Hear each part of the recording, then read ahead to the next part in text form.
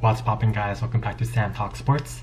Now let's switch gears a little bit for this video. I know in the first 6-7 videos on this channel I was breaking down the NFL playoffs, giving you guys my predictions on who would win, who would lose. But I'm a huge fan of other sports as well, such as MLB, NHL, NBA. And today there was breaking news that Kevin Durant, the GOAT, okay, that's going a bit too far. I wouldn't say he's a GOAT, but he's having a phenomenal year. And he apparently is going to be out for the next 4 to 6 weeks. And shout out ESPN once again, my trusted website for all kinds of sports news. But here it's saying that the MVP race is likely over for the injured KD. And I would agree. The Brooklyn's title pursuit remains intact. Completely agree with that as well. But honestly, I feel like KD doesn't really care about the MVP award. So let's break this down a little bit. What's going to happen with the Brooklyn Nets now that KD is injured and he's going to miss the next 4 to 6 weeks with a sprained MCL? Another Woj bomb. Shout out Woj on Twitter. But honestly, I feel like this injury it really isn't going to affect the landscape of the NBA season that much. I feel like KD, he has really recovered well from that Achilles injury in 2019 in the NBA Finals, and I feel like it's kind of a blessing in disguise for the Brooklyn Nets because at least he got injured in January. He has it's not even halfway through the season, so he has time to recover. And really, I feel like the Brooklyn Nets team, they just gotta be ready for the playoffs. And when KD, when he injured his Achilles, it took him 552 days to return to the court. So I feel like KD, especially with a sprained MCL, which is a relatively minor injury compared to torn Achilles, he should take his time. If it takes 7 weeks, 8 weeks, that's fine, because ultimately the playoffs is what matters most for the Brooklyn Nets. The regular season kind of is it's not really that important for them because I believe that they're guaranteed a top 4 playoff seeding in the East and in terms of playoffs. And if you look at KD's season stats, I mean, it's just stellar all around. Points first in the league at 29.3, rebounds, assists over 5, 7.4 rebounds, real solid. Player efficiency rating 26.51, fifth in the league. I feel like KD is having a renaissance in terms of his career achievements and his playing abilities post Achilles injury. So with a sprained MCL, I really feel like he has to take it slow. Don't risk it. Don't push himself too much. And one thing I really noticed about KD that I was kind of concerned throughout the season was Steve Nash willing to play him for extended periods of time, over 36 minutes a game, 36.5. And if you look at his recent seasons, 1, 2, 3, 4, 5, 6, this is the most minutes he's played in the past 7 seasons. If you include the season where he didn't play, this is in the past 8 years, this is the most minutes he's had per game, which I honestly feel like is unnecessary because the Brooklyn Nets, they don't really need to play to their full potential in a sense in the regular season because, like I said before, they're guaranteed to make the playoffs. So how will this injury affect the Brooklyn Nets? Honestly, if I was a Brooklyn Nets fan, I'd be chilling because this gives the younger guys more playing time. As you can see right here in the standings in the Eastern Conference, Brooklyn Nets 27 wins, 15 losses. They're second in the East. Point differential, surprisingly not that great, only plus 2.6. But I feel like the Brooklyn Nets will comfortably be in the top 4 no matter who in the Big 3 is out, because unfortunately this season the Big 3 hasn't really played that much. James Harden, Kyrie Irving, KD. I feel like it's quite tough for them because they haven't really been able to develop that chemistry on court. Even dating back to last season, the Big 3 has had minimal time to kind of feel each other out in live games. And Kyrie Irving, he just came back, and now KD's out, so it kind of feels like everything is just rotating. One person is out, another person returns, and vice versa. And when we take a deeper dive into the Brooklyn Nets team so far, nearly halfway through the season, 4th in points per game, 10th in rebounds per game, 6th in assists. It's very crisp, very clean, all top 10. And even though Kyrie Irving hasn't really played, I think he only played 2-3 games so far in the season, and KD has been playing for most of the games. So let's just say that KD is out for 6 weeks, which because in the time frame it says 4 to 6 weeks. So if he's out for 6 weeks, 6 weeks from today, that's February 27th on a Sunday. So let's go back. February 27th. Let's give KD an extra day. You know, he's gonna skip the Toronto game and then play on March 1st.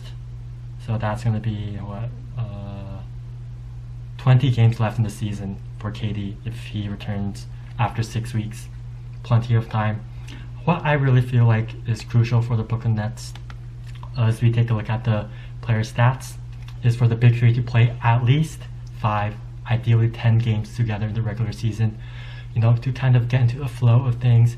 And they just need to be healthy for the playoffs, because if the big three is healthy of the Brooklyn Nets, I got them going to the finals easy peasy lemon squeezy.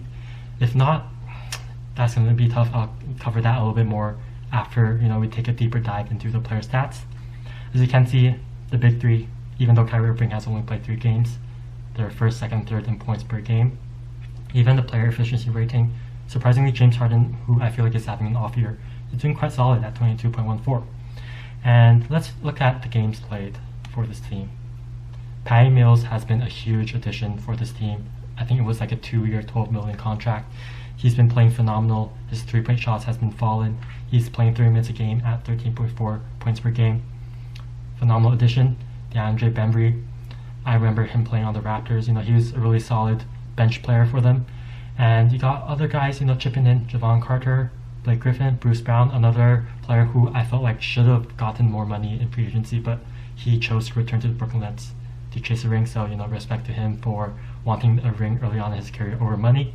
And honestly, LaMarcus Aldridge, I feel like he hasn't been in the media as much in terms of how well he has played and how important of a role he has played for this team, especially since last year he had to retire due to the heart condition. So big respect to Aldridge. I think LaMarcus Aldridge and Patty Mills were 2 of the best pickups for any team in the league, let alone the Brooklyn Nets with their top 3. If we take more of a look down into the roster with players who hasn't been playing that much. Paul Millsap, he's another veteran. You know, I know he hasn't been playing much this season, but in the playoffs, who knows? He might be able to show his playoff experience. Same goes with James Johnson and also Joe Harris. You know, he's been out.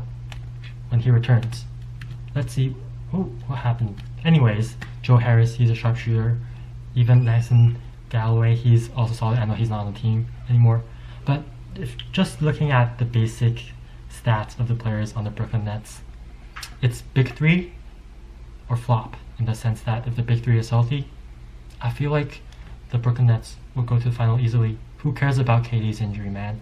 If he's out for 6 weeks, great. Other players, other bench players, role players get more time to play, to contribute. And ultimately, like I mentioned before, I just want to see the Brooklyn Nets big three play together for 5 to 10 games in the regular season, being healthy in the playoffs, and their finals bound.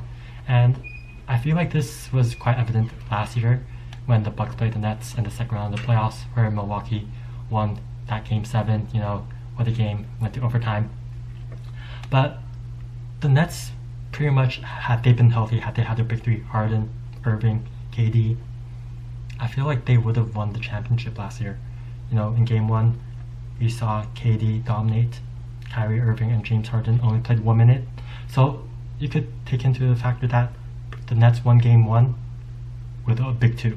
Okay, moving on to game 2. The Brooklyn Nets blew out the Milwaukee Bucks by 39 points. Irving and KD, they popped off. Great. They're up 2-0. And then even in this game, they lost by 3. It was a close match. Another big 2. KD, Irving, no Harden.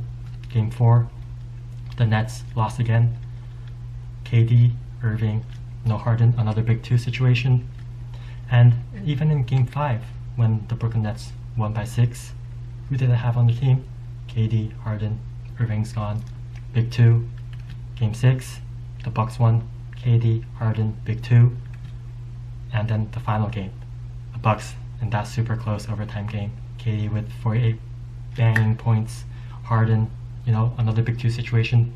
So essentially the whole series, the Bucks were able to win. Shout out to the Bucks, no disrespect. I mean, they beat the Suns, huge shout out to them.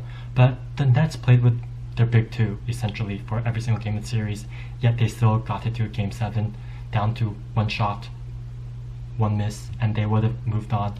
So realistically, to sum things up, I know this video has been quite long, I've been rambling a little bit, but KD injury, 4 to 6 weeks, MCL sprain. I'm not even sweating one bit for the Nets. As long as their big three is healthy for the playoffs, they're good to go, and I'll see them in finals. But if not, if someone gets injured or isn't healthy and they have a big two, that's another story, and I feel like another team will come out of the East. Alright, that's my breakdown in terms of how I feel like KD's injury will impact the overall landscape of the NBA. And thank you guys for watching. I'll see you in the next breakdown. Peace.